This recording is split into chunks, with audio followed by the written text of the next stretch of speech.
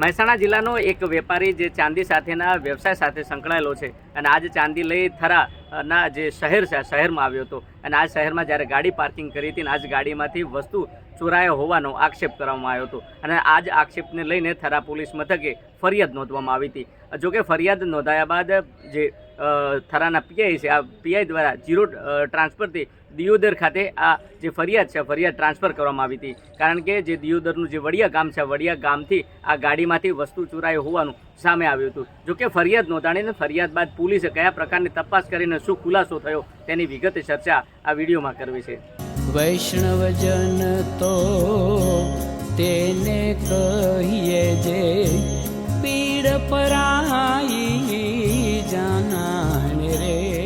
નમસ્કાર, હું છું દિનેશ ઠાકોર. નવજીવન ન્યૂઝમાં આપનું હાર્દિક સ્વાગત છે. મહેસાણાનો જે વેપારી છે એ ચાંદીના વેપાર સાથે સંકળાયેલો હતો અને એ પોતાની જે વસ્તુ હતી આ વસ્તુ થરા ખાતે લઈને આવ્યો હતો અને થરા ખાતે લઈ આવ્યા બાદ ત્યાંથી પોતાની ગાડી લઈ દિયોદરના વડિયા ખાતે પહોંચ્યો હતો અને દિયોદરના વડિયા ખાતે જે વસ્તુ હતી આ વસ્તુ વેપારીના આવ્યા બાદ જે વેપારી છે તેને જાણવા મળ્યું કે મારી ગાડીમાંથી એક બેગ ચોરાણી છે. જોકે ત્યાંથી જે દિયોદર પોલીસ મથકે ગયો હતો ત્યારે દિયોદર પોલીસે કહ્યું કે જે તમે થરા ટાઉન ખાતે જ્યારે ગાડી ઊભી રાખી હતી ત્યાં તમે ફરિયાદ કરો. જોકે ત્યાંથી તે થરા પહોંચ્યો અને થરા ફરિયાદ દાખલ કરવામાં આવી અને આખરે થરાથી જીરો ટ્રાન્સફરમાં ફરિયાદ દિયોદર ખાતે ટ્રાન્સફર કરવામાં આવી અને આખરે દિયોદર પોલીસ દ્વારા તપાસ કરવામાં આવી અને તપાસમાં ઉલટ તપાસ શરૂ કરતાની સાથે પોલીસને જે કળી મળી હતી આ કળીમાં ચોંકાવનારો ખુલાસો થયો છે. કારણ કે આ જે વેપારી છે આ વેપારીને MCS જે છે તેમાં લેણું થયું હતું અને આ જ લેણુંમાં ભરપાઈ કરવા અને પોલીસને ગેરમાર્ગે દોરવા માટે જે પોતાની ગાડી હતી આ ગાડીનો દરવાજો ખુલ્લો રાખ્યો હતો અને ડ્રાઈવરની સાથે જે પોતાનો જે એક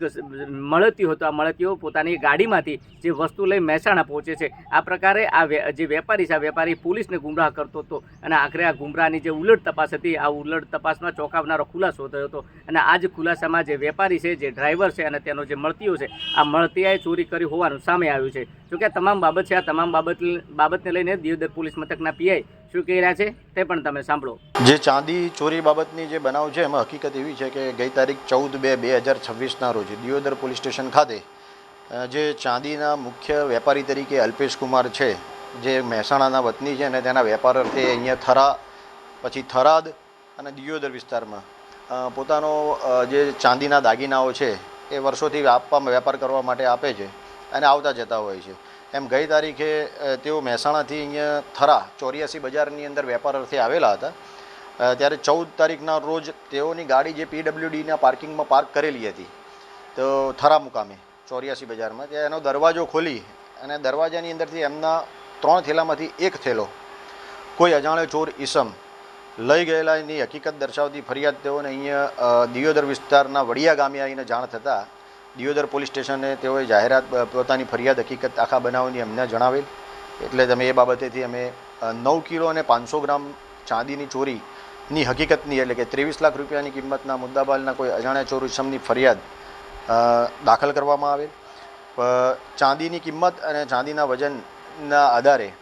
જે ગુનાની ગંભીરતા જોતા મહેરબાન પોલીસ મહાનિર્દેશક સાહેબ શ્રી સરહદી રેન્જ ભુજ નાઓ ચિરાગ કોરડિયા સાહેબ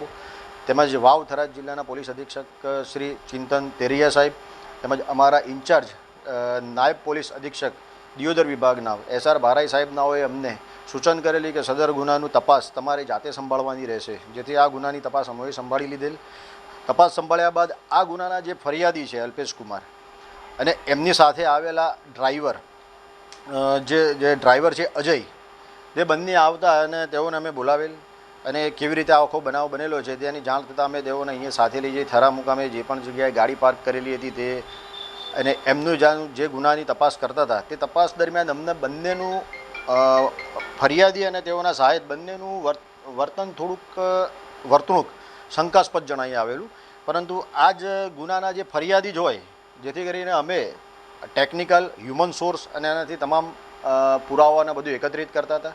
અને જ્યારે અમને પાકી એવું જાણવા મળ્યું એમની શંકાસ્પદ જે ભૂમિકા એ અમને ચોક્કસ હોય એવી જણાઈ આવી પોલીસને. જેથી પોલીસની અમે police sub inspector DK Chaudhary સાહેબ અને તાબાના પોલીસ સ્ટાફના માણસ એમ અમે 2 અલગ અલગ ટીમો બનાવી અને ફરિયાદીને અલગ રાખ્યો અને ફરિયાદી અલ્પેશ કુમારને અને એની સાથે આવેલો એનો ડ્રાઈવર શાહિદ અજય છે બંનેને અલગ રાખી અને યુક્તિ પ્રયુક્તિથી પૂછપરછ કરેલ. જેમાં તેમનો સાથેનો જે ડ્રાઈવર શાહિદ હતો અજય એ ભાંગી પડેલો અને એણે આખી હકીકતની વાકેફ કરેલી કે વાકેફ એ રીતે કર્યું હતું કે ભાઈ અમારે જે આ ચોરી બનેલી જે ઘટના અમે ચોરી લખાવેલી છે એનું કાવતરું એના શેઠ એને પોતે અલ્પેશ ફરિયાદી પોતે અને અજય એ બંને જ કરવામાં આવેલું હતું. બનાવ કરવાનું કારણ મુખ્ય એ હતું કે એમનો જે અલ્પેશ છે એ MCXમાં પૈસા હારી ગયેલો હતો, એટલે એના ઉપર ખૂબ દેવું થઈ ગયેલું હતું. એ દેવું ઉતારવા માટે થઈ અને તેણે આ પ્રયોજન કર્યું હતું. એટલા માટે એણે એના સાહેબ અજયને કીધું હતું કે તું આ રીતે દરવાજો ખુલ્લો રાખજે અને બેગ લઈને જતો રહેજે. પણ અજય બેગ લઈ જવાની જગ્યાએ એણે એમ કીધું કે હું એક માણસ બીજો રાહુલ, જે આ બંનેના પરિચયમાં છે, જે પણ મહેસાણાનો જ છે, રાહુલ ભીલ, કે હું એને લાવું, એને 50,000 રૂપિયા જેવો આપીશું જ્યારે પણ આ તપાસ પોલીસની પૂરી થઈ જશે અને આ જશે અને મુદ્દામાલ આપણી જોડે જ રાખીશું, જેથી આ મુદ્દામાલનો પાછળથી આપણે જે રીતે એની વ્યવસ્થા કરવી હોય એ રીતે કરીશું. તેમ આખું ષડયંત્ર કાવતરું રચી અને પછી આ જે ગુનાવાળી જગ્યા છે એ અજય એના પોતાના પિતાજીની માલિકીની ગાડી લઈ અને આ રાહુલને જે બનાવ બન્યો હતો એના 2-3 દિવસ પહેલાં મહેસાણાથી ત્યાં ગાડી પાર્ક કરશે, કેવી રીતે ગાડી મૂકશે, કયો દરવાજો ખુલ્લો રાખશે, તે રીતે તમામ જગ્યાઓ બતાવવા માટે આવેલો અને એમ કીધું હતું કે અમે આગલા દિવસે તને જાણ કરીશું, એટલે તું તારી રીતે નીકળજે, અમે શેઠ અમારી ગાડી લઈને નીકળીશું. એ વાત આખી આ લોકોએ આખું કાવતરું રચી અને પછી 14 તારીખના રોજ આ ગુનાના ફરિયાદી અને આરોપી જે અલ્પેશ કુમાર અને અજય જે શાહેદ હતા અને હાલ આરોપી છે, એ બંને ગાડી લઈને સવારે 9 વાગે મહેસાણાથી નીકળી થરા 84 બજારની અંદર આવેલા PWDમાં પાર્કિંગમાં ગાડી મૂકેલી. એ જ સમયે જે રાહુલ છે એ મહેસાણાથી હારીજ મુકામે આવેલો અને હારીજથી બસમાં થરા બ્રિજ નીચે ઉતરી ચાલી અને ગાડીનો દરવાજો જેમ એમને કીધું તે પ્રમાણે ખોલી બેગ લઈ અને પોતાના ઘરે જઈ અને પોતાની બેગ મૂકી દીધેલી હતી. અને આ જે બનાવની આમણે જાહેરાત આપી હતી અને જે અમે યુક્તિ આખું એણે જે કન્સ્ટ્રક્શન કીધું એ પ્રમાણે અજય એમને વાત કરી. એ જ વાત પછી અમે અલ્પેશને પૂછી, અલ્પેશ કુમારને પૂછીને એણે પણ એનો સ્વીકાર કરેલો અને રાતોરાત જ એક ટીમ બનાવી અને મહેસાણા મૂકતા રાહુલ પણ મળી આવેલો અને રાહુલને પણ અહીંયા લાવીને એની પૂછપરછ અલગ રીતે કરતા અને સમગ્ર ગુનાની અને આખા બનાવની જે શાહેદ અને ફરિયાદી એટલે આ ગુનાના તમામ આરોપીઓએ અલગ અલગમાં એક જ સરખી કબૂલાત કરતા તમામના ગુનાના કામે અટક કરી અને પછી રિકન્સ્ટ્રક્શન પંચનામું કરેલ અને ડિસ્કવરી પંચનામા કરી અને રાહુલના ઘરેથી સદર ગુનાનો સંપૂર્ણ મુદ્દામાલ જે ચોરીમાં ગયેલો હતો એ સંપૂર્ણ રિકવર કરવામાં આવેલો અને આ ગુનામાં રિમાન્ડની માંગણી કરતા જે અલ્પેશ કુમાર ફરિયાદી છે તેના રિમાન્ડ નામંજૂર કરી અને પાલનપુર જ્યુડિશિયલ કસ્ટડીમાં મોકલવામાં આવેલા હતા. અને બીજા આરોપી તરીકે શાહેદ તરીકે જે અજય હતા અને આરોપી અને રાહુલ તેઓના મંગળવાર સુધીના રિમાન્ડ પર આપવામાં આવેલ છે અને હાલ આ સંપૂર્ણ ગુનાની તપાસ ચાલુમાં છે અને સંપૂર્ણ મુદ્દામાલ રિકવર કરવામાં આવેલ છે. તમે જો તે પ્રકારે આ જે વેપારી છે, વેપારીને જે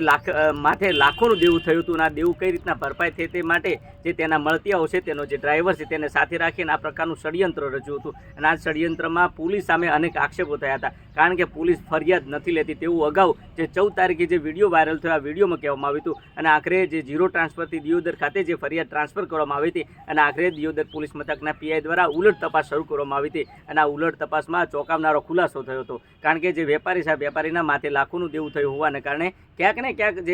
જે દેવું કઈ રીતના ભરપાય તેને લઈને તેનો ડ્રાઈવર અને તેના મળતિયા સાથે ચોરી કરવામાં આવી હતી અને આખરે પોલીસ દ્વારા દબોચી લેવામાં આવે છે અને પોલીસ દ્વારા કડક કાર્યવાહી હાથ ધરવામાં આવી છે. દિનેશ ઠાકોર, નવજીવન ન્યૂઝ, વાવ, થરાદ.